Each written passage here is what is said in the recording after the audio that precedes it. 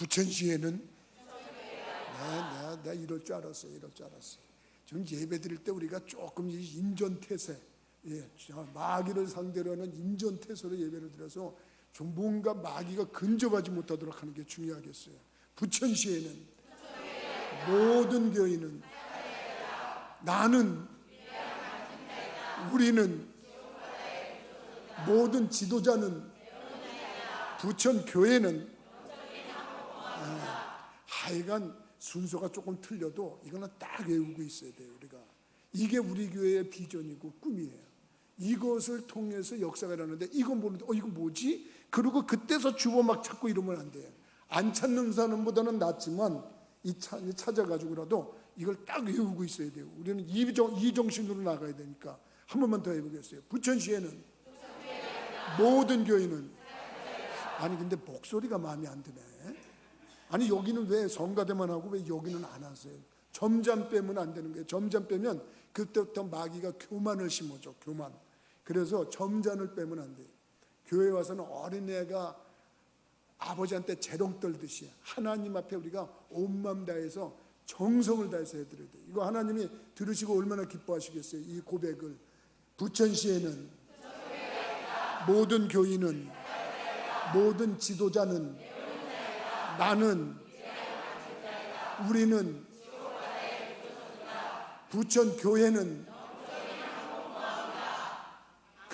할렐루야, 그대로 될 줄 믿습니다. 우리 김학의 목사가 부천교회를 이끌고 가는 방향이야, 방향. 그래서 여러분들이 한 단어 한 단어를 생각해 보면 이 단어가 이루어지도록 하면 인생도 꽃이 펴요. 인생도 풍성한 열매를 맺고, 그래서 이 모습으로 가져가야 돼요. 럭키 산맥의 그 중심지에 아주 유명한 관광지가 있답니다. 안 가봤어요. 나는 근데 갔다 온 사람들이 한번 가보라고 그래서 아마 가려고 노력은 하고 있습니다. 내가 우리 교인들이 목사님 거기 한번 갑시다 그러면 내가 가려고 그래요. 럭키 산맥이라는데 중심지에 밴프라고 캐나다에 있어요. 경치가 얼마나 아름다운지 사람들이 거기 한번 갔다 오면 인생에서 이렇게 경치가 멋있는 데는 본 적이 없다 할 정도로 아름다운 데가 밴프랍니다. 밴프. 속으로 난 거기 갔다 왔는데 그런 분들은 아마 흡족할 거예요. 근데 그 밴프에 그 유명한 호텔이 하나 있는데 그 호텔이 뭐냐면 스프링스 호텔이라고 하는 호텔인데 이 호텔이 세워진 게 언제냐면 1888년도에 호텔이 세워졌어요. 근데 이 호텔이 세워진 이유를 보면 윌리엄 콜리넨스 네리우스라고 하는 사람이 거기에 관광을 갔던 거예요. 밴프라는 데를 그 시절에 가서 보니까 어마어마하게 경치가 멋있는 거예요. 근데 이 사람이 그 순간에 이 경치를 수출해야 되겠다. 뭐 해야 되겠다? 수출해야 되겠다. 경치를 어떻게 수출을 해? 경치를 수출을 못 하잖아요. 그러면 이걸 사람들을 보러 오게끔 해야 되겠다 그래가지고 거기다가 아주 훌륭한 호텔을 세웠어요. 14층 높이의 객실에 250개인데 지금까지도 그 유명세는 떠나지 않고 있는데 1년에 그 호텔을 들러가는 사람이 20만 명이래. 20만 명. 별로 우리 교인들은 놀라지 않는 게 특징이니까. 근데 20만 명인데 중요한 거는 그 호텔을 만약에 가서 그 머물고 싶다. 가장 뷰가 좋은데 잡았으니까 그 호텔에 머물고 싶다면 최소 3개월 전에 해야 된다. 그래서 신혼여행객들이 가려면은 신혼 날짜를 잡고 호텔을 잡으면 못 간대요. 호텔에다 연락을 해가지고 언제 방이 납니까? 그래가지고 그 방이 나는 날짜를 잡아놓고 결혼식 날짜를 잡아야 된다. 얼마만큼 유명한지를 여러분들 알겠죠. 근데 이 호텔이 생기게 된 이유가 그 윌리엄 콜린 넬리우스라고 하는 이 한 사람의 꿈에 의해서 그것이 이루어졌다는 거예요. 꿈에 의해서 내가 이 경치를 수출해야 되겠다. 근데 많은 사람들이 지금도 거길 와가지고 한다는데, 그래서 나는 올 겨울이나 내년 봄에 예약을 해가지고 내년 초여름이나 가을쯤에 한번 가보려고 해요. 가을쯤에 휴가를 맡아가지고 여러분들한테, 그때 나하고 같이 갈 마음이 있는 사람들은 신청을 미리 해.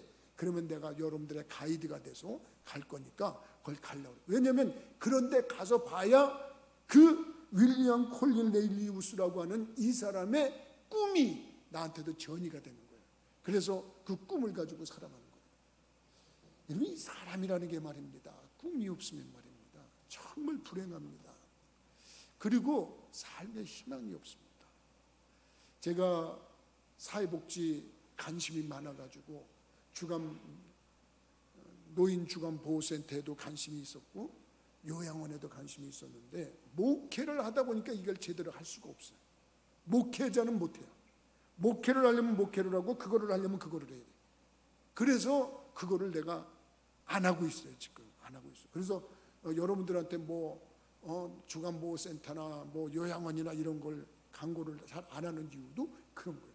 목회는 목회고 사회복지는 사회복지지 그걸 못해요. 그래서 못하고 있는데, 저쪽에 그냥 유명한 요양원에서 그 원 대표님이, 목사님 우리 요양원에 오셔서 일주일에 한 번씩 이 어르신들을 위해서 예배 좀 한번 드려주세요. 이분들이 이 땅에서 사신다면 얼마나 사시겠어요. 근데 목사님이 오셔서 좀 복음을 좀 전해주시고 그래가지고 이분들 모두 이 다음에 천국 가게 좀 해주세요. 그래서 제가 목사가 하는 일이 그런 일이다. 올해니까 또 갔지요. 거기를 가가지고 매주 수요일 날마다 거기 가서 예배를 드립니다. 예배를 드리는데, 가서 보니까 주간보호센터는 할아버지야. 가보니까 주간보호센터는 아침에 어르신들을 모셔다가 유치원처럼 하루 프로그램을 하고 저녁 때 집에다 모셔다 드려요. 그러니까 가족들도 하루 종일 안 보다 보니까 서로 반갑잖아요. 그리고 서로 좋고. 그런데 삶에 좀 희망이 있는 거야. 그런 면에서 할아버지 같다는 뜻이야, 이 차이를 말하면. 근데 요양원은 24시간 거기 계시는데, 아주 심하신 분들은 인지를 전혀 내려놓으셨어요. 인지가 없어. 그래서 저 사람이 누군가 뭐하러 왔나 이런 거 몰라. 그리고 내가 왜 여기 있나 이거 몰라. 근데 내가 가서 이렇게 보니까 그게 문제가 아니라 그분들에게 어떤 희망을 심어준다든지 소망을 심어준다든지 꿈을 심어준다든지, 이게 보통 힘든 게 아니에요. 보통 힘든 게 아니에요. 내가 어린이 부흥사였어요. 여러분들 믿거나 말거나 내가 어린이 부흥사였다고. 그래가지고 한때 충청도 교회에서 내가 목회할 때는 여름방학 겨울방학 때는 바빴어요. 여기저기서 어린이 부흥회에 대하려고 해가지고 바빴어요. 근데 어린이들은 부흥회 할 때 재밌게 하려고 내가 거의 코미디언 수준이 됐어요. 코미디언. 애들 앞에서 율동도 하고 춤도 추고 노래도 하고 그러면서 막 이렇게 하는데, 요새 내가 거기 가서 그걸 한다고. 왜 요새 거기 가서 내가 왜 그거를 하냐면, 어떻게든지 이분들에게 좀 즐겁게 해드리려고, 어떻게 하면 좀 행복하게 해드릴까 하고 별생쇼를 해요. 생쇼. 그러니까 나 혼자만의 개인기 쇼를 하는 거예요. 근데도 이분들이 쳐다볼 때 이렇게 웃으면 다행인데 안 웃고 저 인간이 왜 왔나 이러는데, 이분들이 다 반납하고 있구나. 벌써 반납을 한 분이 있네. 이런 생각을 해요. 이게 무슨 얘기냐 하면은, 군대 생활할 때 처음에 가면 말이죠, 입구가 또 옷을 다 벗어요. 탈복을 하고 환복을 해. 군대에서 준 옷으로 다 갈아입어. 그 다음에 자기가 입고 있던 건 다 싸. 그 다음에 그 위에다가 주소를 써. 자기 집 주소를 다 써. 그리고 집으로 반납해버려요. 그 다음에 이제 그 다음부터는 군대에서 나온 걸 다 입어. 군대에서 나온 걸 먹어. 군대에서 갖고 있는 걸로 잠을 자. 그러다가 제대할 때 다 내려놔. 다 내려놓고 이제 예비군, 너 가서 예비군 하라고 예비군 복 하나 줘. 그거 하나 입고 나오는 거예요. 내 경험에 그랬어요. 내 경험에. 군대에서 다 내려놓는데 인생이라는 게 그렇더라고요. 내가 보니까 인생이라는 게 다 보니까, 거기 가 보니까 이분들이 이 땅에 살면서 가지고 있었던 거 다 내놨어. 다 내놓고 심지어는 이 머릿속에 있는 조그만 인지도 다 내놨어. 내놓고서 이제 천국 가기만 기다리고 있어. 보니까. 근데 다행히 거기에 웬 개그맨 목사가 와가지고, 세상적으로 보면 저게 목사인지 개그맨인지 모를 정도의 사람이 와가지고 뭘 하다가 가긴 가는데, 희미하게 들리는 그 찬송가, 복음성가가 그 사람들의 인지를 깨우고 있어. 그래서 나는 그 사람들에게 뭘 심어주고 있냐? 희망을 심어주고 있는 거야. 꿈을 심어주고 있는 거야. 소망을 심어주고 있는 거야.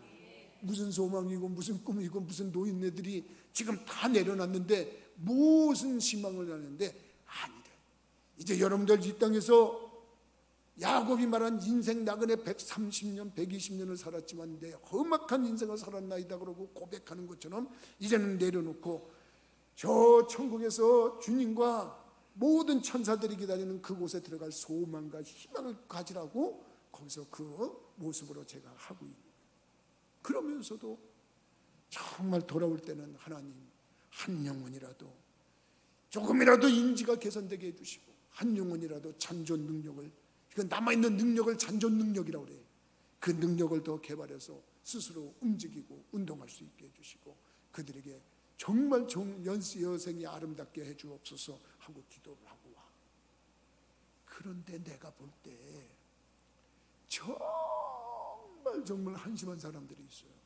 그분들은 연세나 드셔서 그렇고 이제 살만치 살았고 할 만큼 했고 진액을 다 쏟아놨기 때문에 그렇다지만, 지금 이 시간에 젊은이가 말이야, 시퍼렇게 젊은 사람이 말이에요, 꿈이 없이 희망이 없이 소망이 없이 그저 하루를 24시간을 그냥 낭비하고 있는 사람을 보면 정말 가슴이 무너지고 속이 상하고 답답해요. 그래서 내가 오늘 이 시간에 이 말씀을 준비한 거예요. 꿈을 가져라, 그렇게 말을 하고, 소망을 가져라, 거기에 대한 증거를 가져라 해서 꿈과 소망과 증거라고 하는 제목을 가지고 이 말씀을 나눕니다. 우리는 다 젊은 사람들입니다. 근데 오늘날 젊은이들이 집에만 있는 사람들이 있을 때 얼마나 주위 사람들이 힘든지 모릅니다. 주위 사람들이 힘들 수밖에 없어요. 진액이 빠진 어르신들 볼 때 옆에서만 봐도 힘이 빠지는데 젊디 젊은 사람들이 그런다면 이게 문제란 말입니다. 그래도 여기 앉아있는 분들은 괜찮은 겁니다. 그래도 지금 이 동영상을 보고라도 예배를 드리고 있는 여러분들은 괜찮은 겁니다.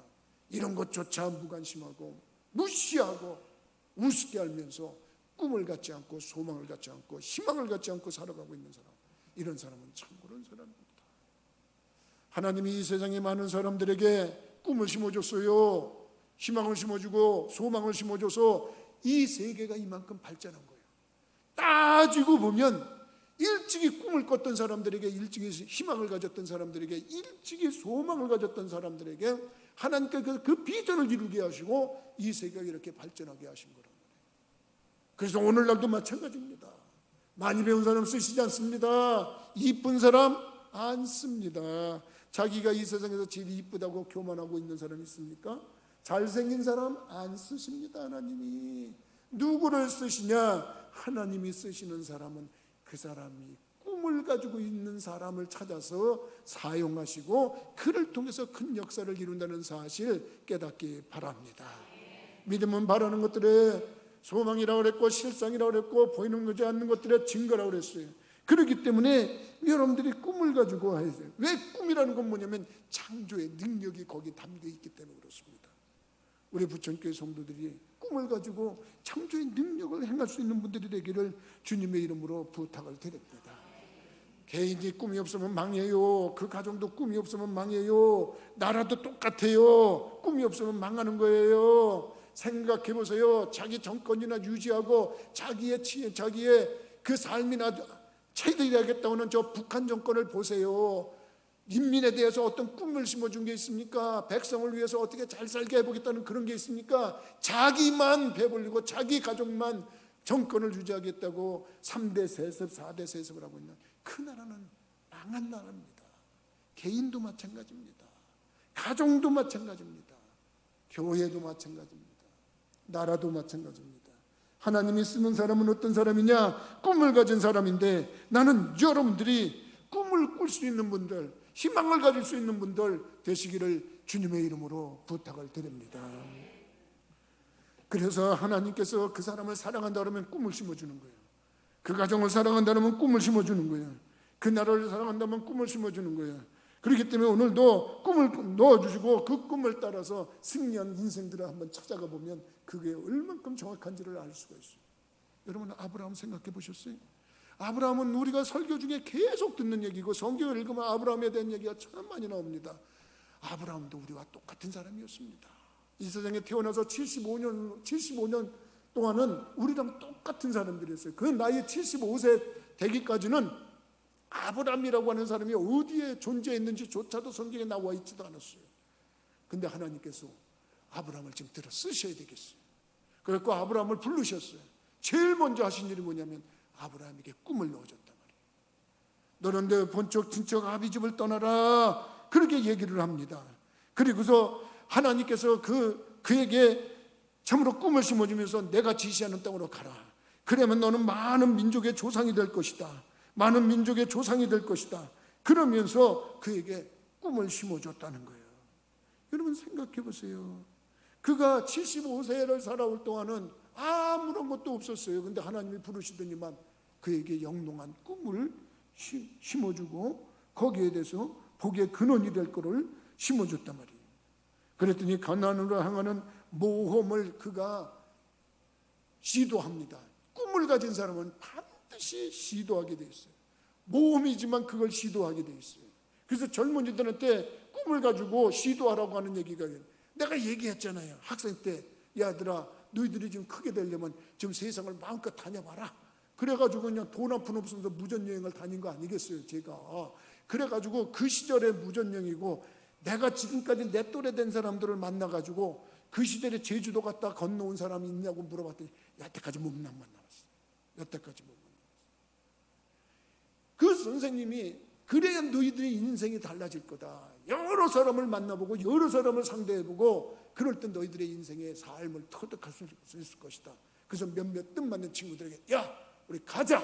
그래가지고 무조건 그냥 가는데 그때 마침 유명한 가수가 무슨 노래를 불렀냐면 자 떠나자 그러면서 동해 바다로 그러면서 뭐 그런 노래를 막 불렀어요. 근데 그게 뭐냐면 미지의 세계를 향해서 가는 거예요. 근데 모세가 아브라함이 하나님이 그렇게 얘기를 하니까 75년 동안 살았던 그 땅을 뒤로 하고 전혀 가보지 않는 미지의 세계로 모험을 시도하더란 말입니다. 뭐가 그 사람을 그렇게 만들었냐? 꿈이 그렇게 만들었다. 꿈이. 여러분 아브라함에게 복을 주실 때도 마찬가지입니다. 하나님께서 아브라함에게 복을 주실 때도 그가 복을 좀 구해보려고 좀 힘드니까 애굽으로 도망을 갔다가 정말 인생의 수모와 멸시를 당하고 비참한 그런 수모를 당하고서 돌아왔을 때 하나님께서 복을 주시겠다고 그렇게 말을 하는 거예요. 그리고 가나안 땅을 보여주시면서 창세기 13장 14절에서 15절에 보니까 이르시되 너는 눈을 들어 너 있는 곳에서 동서남북을 바라보라. 보이는 땅을 내가 너와 네 자손에게 주리니 영원히 이르리라.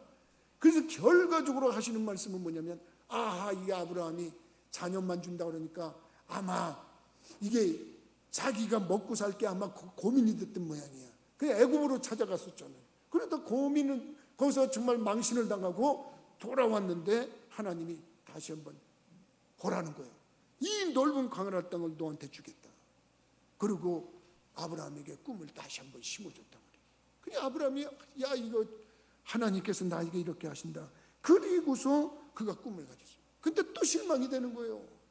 실망이 되는데 아니 하나님 많은 민족의 조상이 된다고 그러면서 어떻게 자식 하나가 없습니까? 그러니까 하나님이 안 되겠구나. 또 꿈을 심어주는 거예요. 그러면서 나오라 그래가지고 밤에 하늘의 별들을 바라보라 그랬잖아요. 여러분들한테 얘기했습니다만 대한민국에서 나는 제일 별이 많은 보인 데는 저 설악산 내설악에 들어가면 내설악에서 쭉 올라가다 보면 소천봉이라는 데가 나와요. 그 소천봉에 가기 전에 옛날에 내가 갈 때는 조그만 텐트를 칠 수 있는 자리가 있었어. 나는 그 시절에 무슨 등산 장비나 이런 게 아니고 그때 거기 올라갈 때가 고등학교 1학년 때였는데, 고등학교 1학년 때 거기를 올라갈 때는 거기 있는 산악회 그 관리자가 우리를 보고 당장 내려가라고 그랬어요. 왜냐하면 내 친구 중에는 시장에서 1,000원짜리 슬리퍼라고 그랬죠. 쓰레빠라고 그래요. 우리 바로 보는 쓰레빠야, 쓰레빠. 슬리퍼를 하는데 플라스틱 슬리퍼를 신고 거기를 올라갔어요.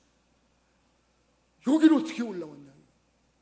학생들이 뭘 못합니까? 그때 학생들이 딱 올라왔는데 거기가 올라와.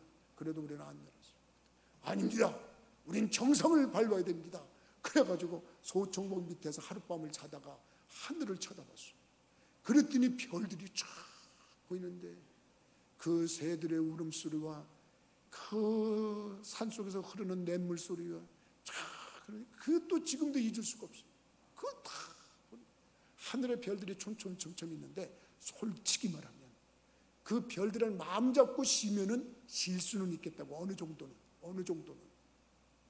근데 내가 성지순례를 가서 네게브 사막이라고 하는 곳에서 1박을 했던 적이 있어. 사막에서 모래 위에서 텐트를 쳐놓고 사막을 쳐서 거기서 하늘을 쳐다봤는데, 사막이니까 주위에 산도 없고 나무도 없고 아무것도 없는데 사막이요, 위에는 하늘이요. 그런데 어디도 별이 없는 데가 없어요. 자세히 보면 그게 다 별이야. 쉴래야 쉴 수가 없어. 아브라함에게 하나님이 그걸 보여주신 거예요. 그때 그걸 보여주시면서 네 자손이 저렇게 되는, 셀 수 없는 자손. 그러면서 하나님이 역사하셨다. 왜? 하나님이 그에게 꿈을 필요하기 때문이죠. 근데 사실 지금 그 말씀처럼 돼가지고 그는 역사가 일어났는데 뭐가 있냐? 꿈을 심어주니까 자기 고향 본토 친척집을 떠나서 모험을 시도한 그에게는 하나님이 이삭이라고 하는 희귀한 아들을 주셨는데, 그것이 출발이 돼가지고 그 꿈이 성취되는 과정이 있었다. 얘기를 줄이다 보면 이삭은 또 어떤 사람입니까? 그 아버지한테 그런 얘기를 들었어요. 얘야, 내가 말이다, 저 갈대 우르라는 데서 살다가 하나님께서 나에게 많은 민족의 조상이 된다고 해서 여기까지 왔다.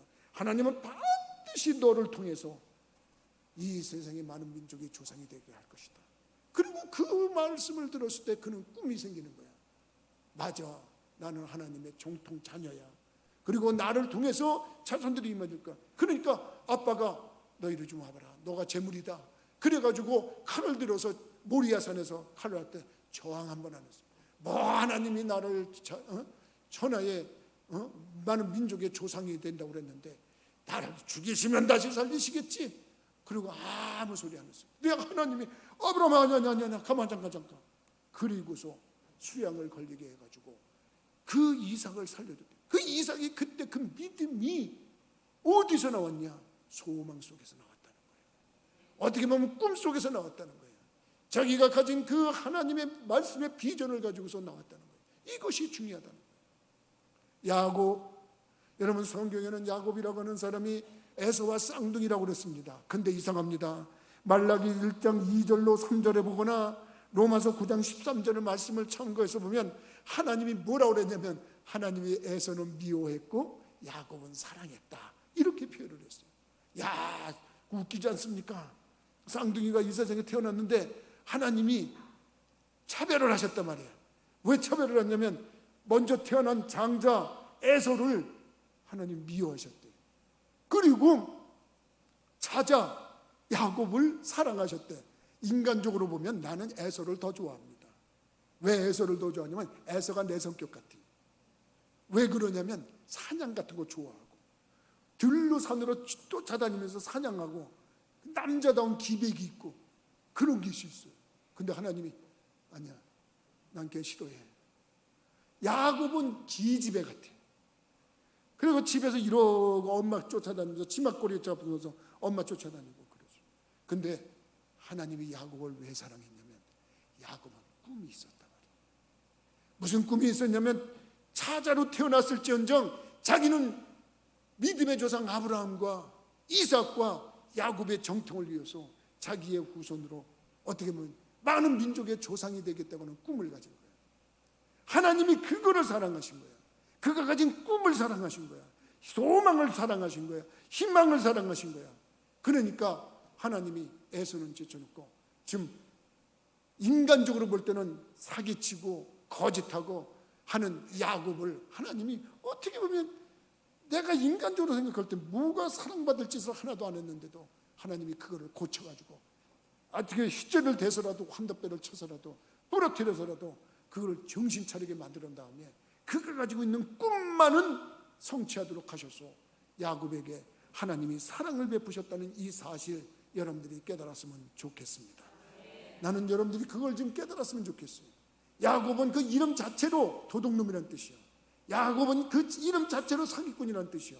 그러니까 너 그렇게 살면 안 돼. 환덕법 부러뜨려 놓고 나서 너 이제부터 이름 바꾼다. 너는 도둑놈도 아니고 사기꾼도 아니고 나랑 싸워서 이긴 자야. 하나님과 싸워서 이긴 자야. 그래서 이스라엘이라고 이름을 바꿔준 거예요. 이유는 단 하나입니다. 그것이 뭡니까? 그가 가지고 있는 꿈 때문에 그랬다는 거예요. 나는 여러분들이 그 꿈의 모습을 가질 수 있는 분들이 되기를 주님의 이름으로 부탁을 드립니다. 그리고 꿈을 갖는 거, 소망을 갖는 게 그만큼 중요합니다. 나는 이 꿈과 소망, 희망에 대해서 설교를 자주 합니다. 왜냐하면 이건 나에 대한 암시이기도 합니다. 나에 대한 어떻게 보면 메시지이기도 합니다. 너 김학의 목사, 너 나이 들었다고 너 스스로 반납하려는 자세 갖지 마라. 너 그거 스스로 목회 그만하려고 하는 그런 거 하지 마라. 너 내가 하나님이 너 쓸 거야. 너 계속해서 너 죽을 때까지 쓸 거야. 대한민국이 너를 거부하면 너는 세계에 가서라도 널 쓸 거야. 그러고 하나님이 자꾸 나에게 꿈을 심어주는 걸 나는 보는 거예요. 그래서 이 시간에도 나는 꿈을 갖고 있어요. 대한민국에서 만약에 은퇴한다고 그래가지고 나를 무슨 거부한다 그러면 나는 더 나를 환영하는 저 필리핀이나 캄보디아나 인도나 네팔이나 이런 데를 가서 나를 좋아하는 사람들하고 거기서 도담을 나눌 거예요. 그것도 영어로. 여러분들이 우습게 하는 그 영어 실력으로 나는 그 사람들하고 얘기를 할 거예요. 왜? 꿈을 가져야 하나님이 쓰시고, 에서와 야곱의 차이는 아무것도 없는데 도리어 에서를 더 사랑해야 되는데 하나님은 에서를 미워했고 야곱을 사랑했다고 성경에 2번씩이나 강조를 하고 있어요. 그거는 뭐냐? 꿈을 가진 사람을 사랑한다는 거예요. 김학의 목사 꿈이 있는 사람입니다. 부천교회도 꿈을 갖기를 주님의 이름으로 부탁을 드립니다. 여러분, 우리들이 하나님의 꿈을 또 이루어드리는 게 우리 꿈 가진 자들의 자세입니다. 하나님의 꿈은 뭐냐? 아담과 하와 이후에 타락한 인간들이 지옥 가지 않고 천국 가도록 하는 게 하나님의 꿈입니다. 그래서 그분은 이 세상에서 죄 때문에 다 지옥 가는 거니까 이 죄라고 하는 것을 없애기 위해서 당신이 육신을 입고 이 땅에 오는 그 꿈을 만드셨단 말이에요. 그게 예수 그리스도입니다. 예수 그리스도는 하나님의 독생자이시면서도 하나님이시에요. 동정녀 마리아를 통해서 이 땅에 보내주셨어요. 그분은 죄가 없는 분이야.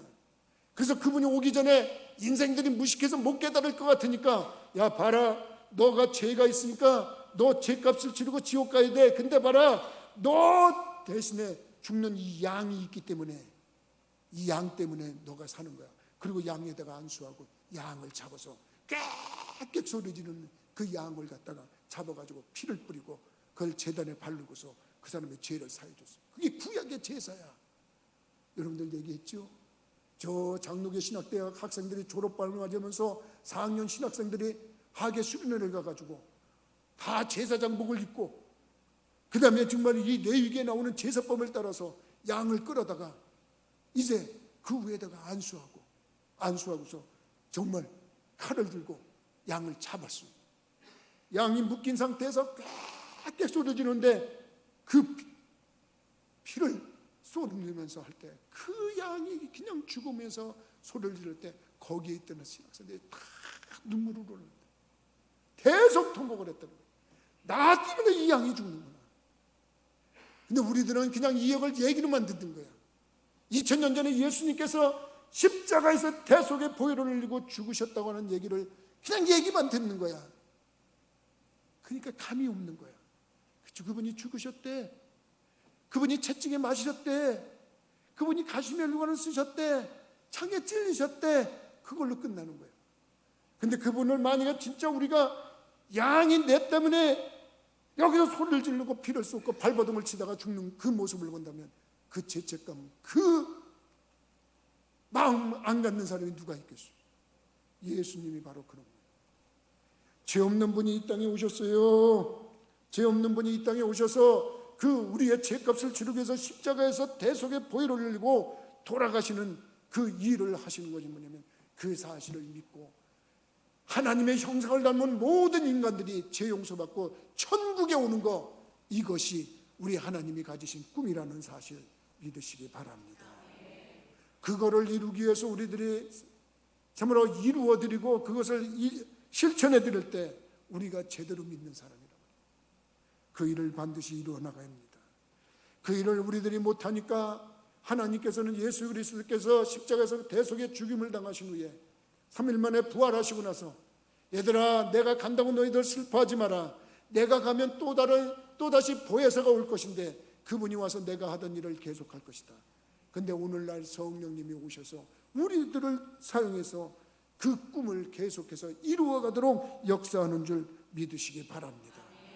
여러분 그렇습니다.